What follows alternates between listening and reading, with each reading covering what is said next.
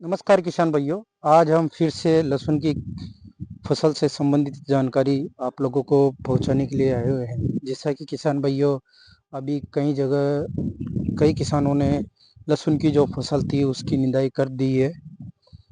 तो अभी क्या है कि मौसम के बदलते इसके अंदर कई सारी समस्याएं देखने को मिल रही है। जैसे कई लोगों की लहसुन की पत्तियां जो है इस तरीके से पीलापन लिए हुए हैं, सूखना चालू है, या कई प्रकार की इसके अंदर जड़ के संबंधित समस्याएं देखने को मिल रही है किसान भाइयों। तो ये देख सकते हो आप, ये किसान ने लगभग 25 बीघा एरिया के अंदर लहसुन की फसल लगा रखी है। अगर आप लोगों ने भी लहसुन की फसल लगा रखी है तो वीडियो में अंत तक बने रहिए किसान भाइयों। मैं आप लोगों को लहसुन की फसल के अंदर जो शुरुआती दौर में निंदाई के बाद जो डोज दी जाती है उससे संबंधित अब इसके अंदर चर्चा करेंगे। क्योंकि इस बार भूमि के अंदर नमी की मात्रा अधिक होने की वजह से लहसुन की फसल के अंदर अनेक सारी समस्याएं देखने को मिल रही है।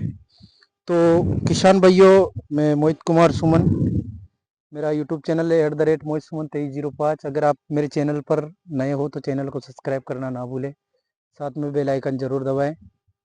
जैसा कि बात करते हैं हम किसान भाइयों, अभी इस समय पे क्या है, किसान लोग निंदाई के 8 दिन बाद इसमें पानी की सिंचाई करते हैं। तो सिंचाई के अंदर यूरिया और डीएपी का प्रयोग करते हैं।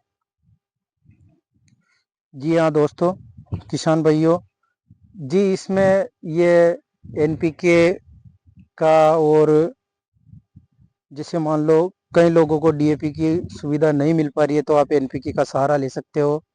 अब बात करते हैं, डीएपी अगर मिलता है तो डीएपी ले सकते हो आप। अगर डीएपी नहीं मिल रहा है तो आप डीएपी की जगह एनपीके जो आता है 12-32-16 उसका प्रयोग ले सकते हो, जिसकी मात्रा रख सकते हो आप इसके अंदर यूँ मान के चलो 25 किलो से 30 किलो प्रति बीघे के हिसाब से आप इसको डाल सकते हो।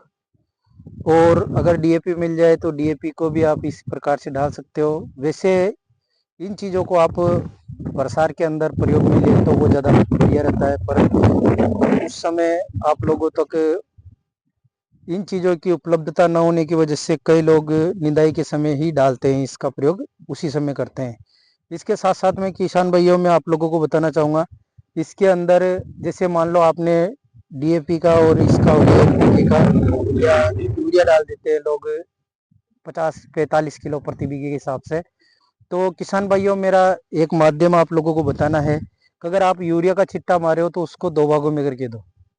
क्योंकि अभी पौधे की अवस्था छोटी है, छोटी अवस्था में पौधा जितनी सी उसकी जड़ें हैं उस हिसाब से वो यूरिया का प्रयोग ले पाएगा या डीएपी का प्रयोग ले पाएगा।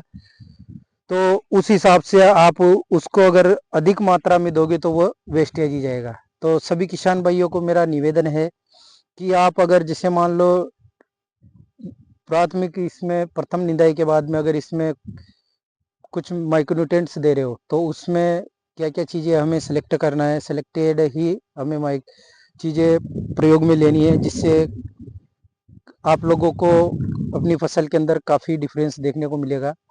तो शुरुआती दौर में आपको एक तो माइक्रोराइजा का प्रयोग लेना है, इसके अंदर WDG सल्फर लेना है आपको 80% वाला। और अगर आप लोगों ने अभी तक पोटाश नहीं दिया है तो पोटाश जो म्यूरेट ऑफ पोटाश आता है उसका अभी प्रयोग करें। देन उसका जो प्रोसेज आएगा, टाइम आएगा, वो 45 दिन बाद 40 दिन बाद एक्टिवेशन होता है। तो उस समय इसकी वो अवस्था हो जाएगी कि इसमें कंद बनने की तैयारी चालू हो जाएगी पौधे के अंदर। तो उस समय पे वो कार्य स्टार्ट कर देगा। तो अगर आप लोगों ने अभी तक पोटाश भी नहीं डाला है तो प्राथमिक निदाई के बाद जो सिंचाई कर रहे हो उसी में प्रयोग जरूर करें। इसके साथ में आप लोगों को अभी जैसे मान लो आपने डीएपी भी नहीं दिया था तो डीएपी का भी प्रयोग आप कर रहे हो, तो उसके साथ में फिर आपको ओनली सिर्फ और सिर्फ छिलेटेड जो जिंक आता है 12% वाला उसका ही प्रयोग लेना है, न कि जैसे जिंक सल्फेट प्लस सल्फर आता है 33% मोनो जिंक के नाम से आता है, उसका प्रयोग प्राथमिक इसमें नहीं ले सकते।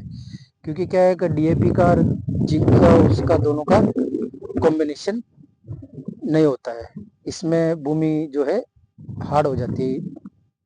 तो इन चीज़ों को मद्देनजर रखते हुए आप लोगों को आज मैं प्राथमिक बेसल डोज के लिए विजिट करने आया हुआ था। जैसे मान लो कई लोगों ने अगर बेंटोइट सल्फर डाला हुआ है, बेंटोइट सल्फर का प्रयोग ले लिया है, तो आप इस अवस्था में प्राथमिक सिंचाई के समय आप उसमें टेबुकोनाजोल प्लस सल्फर भी ले सकते हो। तो किसान भाइयों ध्यान रहे, इसके साथ में आपको कीटनाशक बिल्कुल भी नहीं भूलना है। कीटनाशक में भी आप अगर जैसे मान लो जैसे कार्बोफ्यूरान ले सकते हो या कार्टाप ले सकते हो, या फिर क्लोरोडिड पिप्रोनिल जो आता है 0.4% वाला, उसका प्रयोग जरूर करें। क्योंकि क्या है कि अभी मैंने जैसा कि आप लोग वीडियो के अंदर देख रहे होंगे, इसके अंदर देखा है कि इसकी जड़ के यहाँ पे लाल लाल इल्ली नुमा जो कैप्सूल टाइप की इल्ली है वो लगी हुई है, तो वो भी आपको इसके अंदर देखने को मिलेगी। तो और जड़ों का जो विकास है वो पूर्ण रूप से नहीं हो पा रहा है, या जड़ें छोटी है, और तो इनको ज़्यादा बढ़ाने का काम आप जो माइक्रोराइजा का प्रयोग लोगे वो करेगा। और जो आपकी लहसुन के अंदर जो पीलापन देखने को मिल रहा है वो भी इसको धीरे धीरे जैसे पौधे की जड़ों का विकास होगा, न्यूट्रिशन उठाना चालू करेगा या पोषण लेना चालू करेगा, तो उसके साथ साथ में आपके पौधे की जो रिकवरी होगी वो वापस मेंटेन होकर सिंचाई के बाद में काफ़ी अच्छा आपको इसका प्रोसेस देखने को मिलेगा। तो इस प्रकार से आप अपने लहसुन की फसल के अंदर प्राथमिक डोज का पहुंचा सकते हो, और उसके बाद में आप सिंचाई कर सकते हो। देन उसके बाद में अगर आप जैसे मान लो सिंचाई करने के बाद 8 दिन 10 दिन बाद भी अगर आपको अपने लहसुन के अंदर हल्का सा पीलापन नजर आए या कोई समस्या नजर आए, तो आपको क्या करना है किसान भाइयों, इसके अंदर जो M45 आता है उसका प्रयोग, और उसके साथ में कोई भी कीटनाशक ले लेना आप, जैसे इमिडाक्लोरोपिड 17.8% वाला।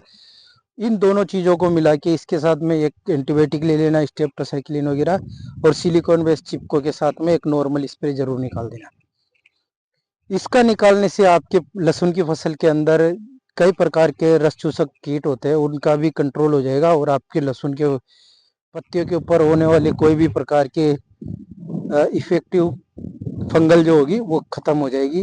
क्योंकि उसके अंदर आप मेनकोजेब का प्रयोग ले रहे हो, तो या फिर उस मेनकोजेब ना मिले तो आप कार्बनडाजिम मेनकोजेब का भी प्रयोग इसके साथ में ले सकते हो। इस प्रकार आप अपनी लहसुन की फसल को अच्छा प्रोसेज दे सकते हो। देन इसके बाद में आपको समय समय पर मैं वीडियो के माध्यम से सभी फसलों से सजेस्ट करता रहूँगा, एडवाइस करता रहूँगा। तो धन्यवाद किसान भाइयों। अगर आप लोगों को वीडियो अच्छा लगे तो अपने अन्य किसान मित्रों को भी शेयर कर सकते हो। और धन्यवाद साहब। ये देख सकते हो आप लहसुन की काफ़ी अच्छी प्रोसेज है। वैसे इसमें अब इसमें 10-12 दिन बाद जैसे भी पानी की सिंचाई होगी, तो ये जो मैंने डोज बताई है इसके अंदर ये किसान को मैंने प्रोवाइड कर दिया है, समझा दिया है। तो ये इन चीज़ों का प्रयोग जरूर करेंगे। धन्यवाद साहब।